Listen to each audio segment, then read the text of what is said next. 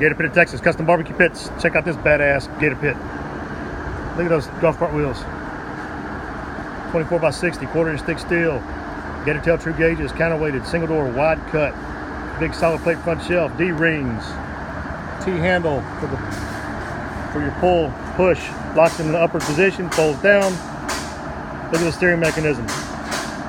Beefy badass right there, guys. We ain't sitting there putting washers up in there, shims.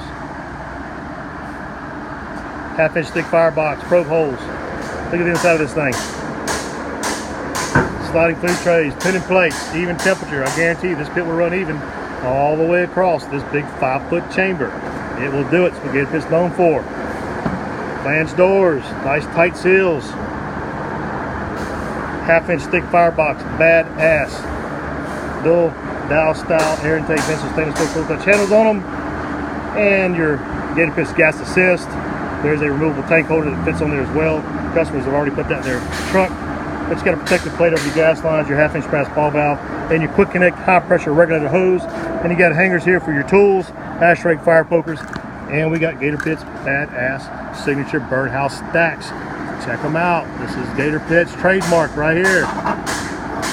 Gator Pit's trademark. I've been doing these birdhouse stacks since I was 14 years old. I kid you not. Since I was 14, I've been doing birdhouse stacks. This is one nice pit. Got a side access door to easily clean it out. Got a nice big ball valve grease drain down there. We 90'd it to get it out of the way. Got the steering mechanisms in there. And again, beefy, beefy, beefy, guys. There's bump stops on there so you can't oversteer it and have your wheels hit your lower log rack and bind or jam up on you. Just rub your paint off. It's not going to happen. Gator Pit quality, guys. It's what we do. It's what we do all day long. I'm Rich Robin. Give me a call.